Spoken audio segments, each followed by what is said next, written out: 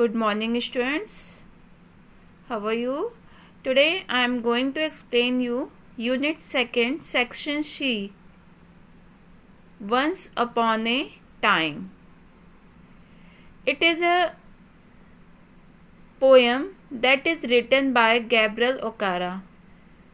He is a Nigerian writer. Now come to the poem, the summary of the poem. In this poem, the writer expresses his feeling how the person, how the society became changed, how the people changed, and how they, when they meet each other, then how they behave. They can't laugh in heart, they laugh only eyes. Whenever they meet, whenever they shake their hands, there is no warmness. It's just a searching each other. They want what benefit they get to others. And whenever they say to come to my home, or it's feel like a home, but they only say, they can't say their heart. And then he told his son, now he learned the same way. He changed himself according to society, according to the environment. Now he also behaved like him. He has many faces like the other people. They are when they go to office, their office face is different to his home face, and how the when they go to street, then their faces change. But there is only a conforming smile. It means the artificial smile on his face. In all faces, just like a portrait, just like a picture that is hang on the wall. Okay, now come to the poem. First stanza. Once upon a time, son, they used to laugh with their heart and laugh with their eyes. Writer poet जो है वो अपने बेटे को बता रहा है, उसको ये चीज़ें एक्सप्लेन कर रहा है. वो कहता है उसे, वंस अपॉन ए टाइम, एक समय था बेटे, they use to laugh with their heart, कि वो हंसते थे, मतलब लोग हंसते थे विद देयर हार्ट, अपने दिल से. उनकी स्माइल जो होती थी, उनकी हंसी जो होती थी, वो दिखाई पड़ती थी. मतलब उनके पूरे फेस पे, उनके जेस्चर से पता चलता था कि हाँ, उन्हें खुशी फील हो रही है. But and love their eyes, और उनकी आंखें भी, जब इंसान दिल से हंसता है तो उसकी आंखों में भी खुशी और हंसी दिखाई पड़ती है. But now they only love with their teeth, लेकिन अब क्या है, अब केवल लोग अपने, उनके हंसते समय उनके दांत तो दिखाई देते हैं, लेकिन जो उनकी आंखें हैं वो बिल्कुल क्या होती हैं, आइज ब्लॉक कोल्ड आइज, मतलब बिल्कुल उनमें आइसी फ्रिजनेस होती है, उसमें कोई हंसी, कोई खुशी नहीं झलक रही होती, बल्कि वो लोग एक दूसरे के पीछे, या जब मैं उनसे मिलता हूँ तो वो सर्च कर रहे होते हैं मेरे शेडो, मतलब मेरे पीछे, कि ये इससे मुझे क्या फ़ायदा मिल सकता है, या इससे मिलके मुझे इससे मिलना चाहिए कि नहीं मिलना चाहिए. There was a time indeed they use to shake hand with their heart. वो कहता है कि एक समय था बेटे, जब लोग मिलते थे तो उनके दिल से खुश होके मिलते थे, एक दूसरे से मिलके एक वार्मनेस होती थी उनके मिलने में. लेकिन अब जो है, बट दैट्स गॉन सन, लेकिन अब वो बात नहीं रही, अब वो टाइम चला जा चुका है. Now they shake hand with heart without hurt, लेकिन अब जब वो हाथ मिलाते हैं तो उसमें वो गर्माहट, वो झील, वो खुशी नहीं होती, जोश नहीं होता है जो पहले होता था. वो अब दिल से नहीं मिलते हैं. दे वो बस हाथ मिलाते हैं while their left hand search my empty pocket। वो हाथ तो मिलाते हैं लेकिन उनका जो राइट हैंड से वो हाथ मिला रहे होते हैं और लेफ्ट हैंड जो उनका होता है वो मेरी एम्प्टी पॉकेट मतलब मुझे एक सर्च कर रहा होता है कि मुझे इस इंसान से मिलना चाहिए, इससे मिलकर मुझे क्या फ़ायदा हो सकता है। वो फ़ायदा नुकसान अपना अब सोचने लगे हैं। वो ये नहीं देखते हैं कि केवल वो आर्टिफिशियल हो चुके, मतलब एनवायरनमेंट, मतलब लोग कितना चेंज हो चुके हैं। इस चीज़ को शिशरंजा में राइटर ने बताया है अपने सन से। The feel at home come again, they say, and when I come again and feel at home once, twice, there will be thrice. In this stanza, writer, a poet tells that how the people change when they say their whatever they say, that is changed to their feelings. Okay, feel at home, आप अपना घर जैसा ही मानिए। Come again, फिर से आइएगा। दे से, वो कहते हैं। एंड व्हेन आई कम, लेकिन जब मैं जाता हूँ दोबारा। एंड फील होम, और मुझे वहाँ पे घर जैसा अगर महसूस भी होता है तो पहली और दूसरी बार मैं फिर जाता हूँ, पहली बार दूसरी बार, लेकिन जब मैं तीसरी बार जाता हूँ तो वो मुझसे मिलना नहीं चाहते। Thrice there will be no thrice, for then I find door shut on me, so I have learned many things, son। वो पहली और दूसरी बार तो वो मुझसे उसी जोश के साथ, उसी गर्माहट के साथ मिलते हैं, लेकिन थ्राइस मतलब तीसरी बार जब मैं जाता हूँ तो क्या होता है, मोस्टली वो सोचते, वो उनके गेट मुझे बंद मिलते हैं। मतलब उनके दिल से वो जो खुशी होती है मिलने की या मेरे घर आने की, उनके घर आने की, वो खुशी उनके पास नहीं होती। वो चाहते कि ये क्यों आ गया, इसको ये बार बार हमारे घर क्यों आ जाता है। वो उतनी खुश गर्माहट से मुझसे नहीं मिलते हैं। So I have learn many things, son. I have learn to wear many faces, like dress, home face, office face, street face, host face, cocktail face, with all their conforming smile.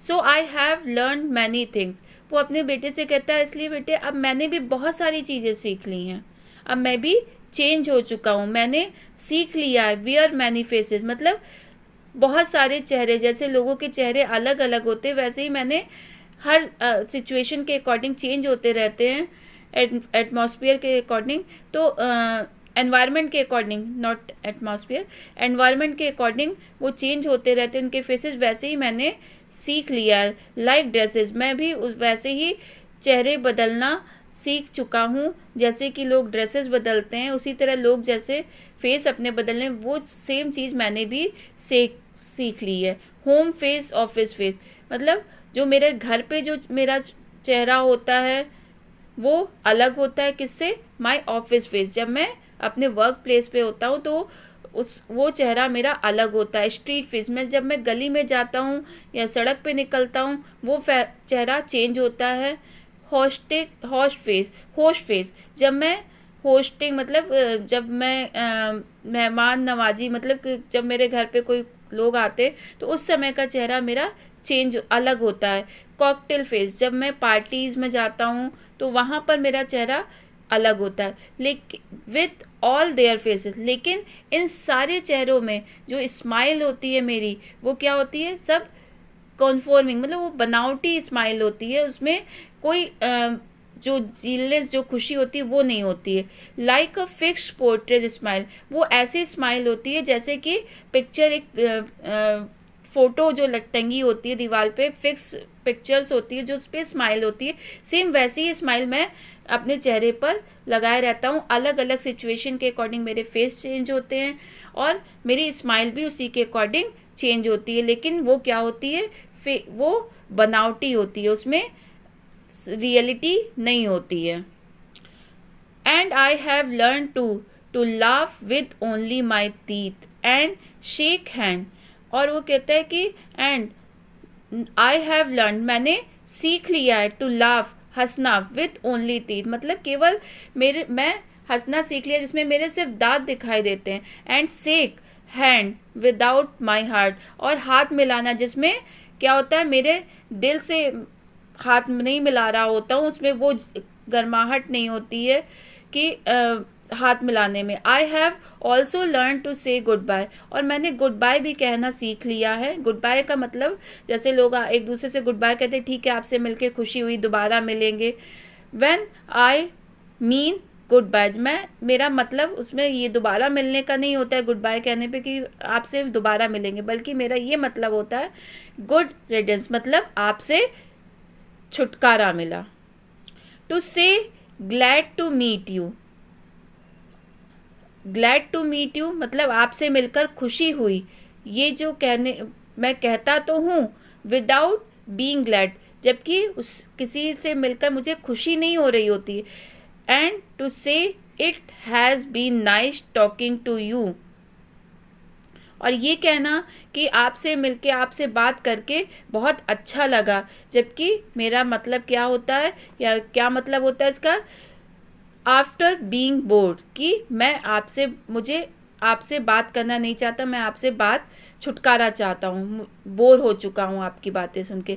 Real में मेरा ये मतलब होता है, लेकिन मैं क्या कहता हूँ, nice to talking, it has been nice talking to you. Now but believe me son, I want to be what I use to be. When I was like you, I want to. But believe me son, I want to be what? कहता है कि बेटे मेरा विश्वास करो, I want to be what I used to be. मैं चाहता था जैसा कि मैं पहले था वैसे बने रहना। When was like you, when I was like you, जब मैं तुम्हारे जैसा था, मतलब मैं जब छोटा बच्चा था, जैसे आप फील करते हो, मिलते हो, जो खुशी आपको होती है, मैं भी वैसा ही रहना चाहता था। I want to be, to unlearn all these muting thing, मैं ये सारी चीज़ें जो नहीं सीखना चाहता था, मतलब इम्पटीज, विदाउट हर्ट, किसी से मिलना, वार्मनेस ना, ये सारी चीज़ें मैं नहीं सीखना चाहता था।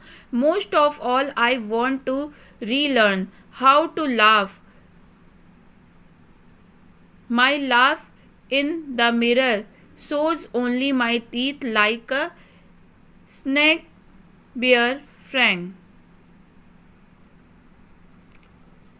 मोस्ट ऑफ ऑल, जबकि मैं क्या चाहता हूँ, फिर से वही सीखना, रीलर्न मतलब फिर से वही चीज़ें सीखना चाहता हूँ। हाउ टू लाफ, कि कैसे हंसते हैं। For my laugh in their mirror,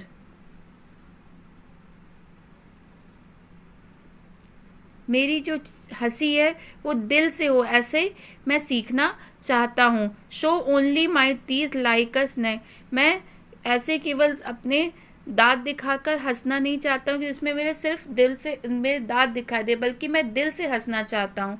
so show me son how to laugh, तो वो अपने बेटे से कहता है कि मुझे दिखाओ, शो मी, मुझे दिखाओ कि कैसे हंसते हैं। Show me how I use to laugh and smile, और मुझे बताओ कि कैसे मैं यूज टू बी लाफ, मुझे कैसे हंसना और मुस्कुराना चाहिए।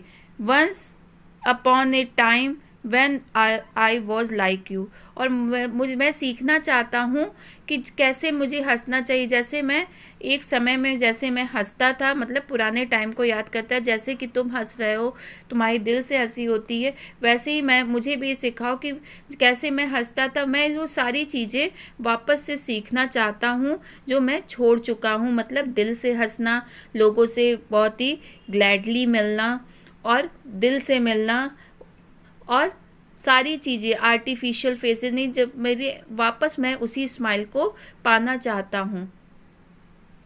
इज़ इट ओवर, यहाँ पे पोएम ओवर हो गई स्टूडेंट्स।